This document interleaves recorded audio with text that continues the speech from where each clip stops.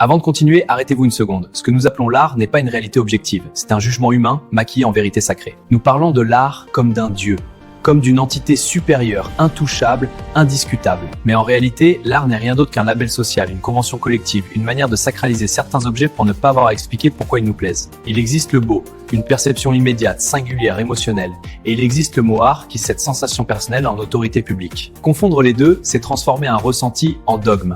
Si l'on revient à Aristote, l'art n'a rien de mystique. Il désigne simplement un savoir-faire rationnel, une technique humaine permettant de produire ce qui n'existe pas spontanément dans la nature. Autrement dit, tout ce que l'homme fabrique intentionnellement relève de l'art au sens strict. Une peinture, oui, mais aussi un moteur, un pont, un programme informatique. C'est ici que surgit la protestation habituelle.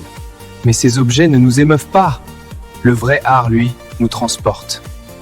Vraiment, l'ingénieur n'a-t-il jamais été ému par l'élégance d'un mécanisme parfait? Un informaticien n'a-t-il jamais ressenti une forme de beauté devant un code d'une précision absolue? Le beau ne réside pas dans les musées, il réside dans la maîtrise, l'intelligence, la cohérence, et il ne se manifeste pas de la même manière pour tous. Kant l'avait d'ailleurs compris partiellement. Il reconnaissait que le jugement esthétique est subjectif, mais communicable. Le beau appelle le partage, jamais l'obéissance. Et pourtant, Kant enferme l'art dans une limite arbitraire. Seule la main humaine pourrait créer de l'art.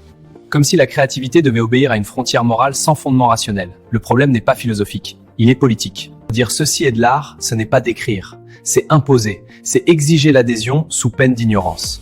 C'est pourquoi il faudrait cesser de dire « c'est de l'art » et commencer à dire « pour moi, c'est de l'art ». Car l'art absolu n'existe pas. Il n'y a que des œuvres, des formes, des objets et des regards singuliers qui les jugent. La déification de l'artiste est une invention tardive. Le romantisme a transformé l'artisan en prophète, l'ouvrier du sens en figure sacrée. Avant cela, l'artiste travaillait. Il n'était pas révélé, il était compétent. Respectons les créateurs, mais cessons de les sacraliser. Car l'idéologie de l'art, telle que nous la pratiquons aujourd'hui, n'est pas une vérité humaine.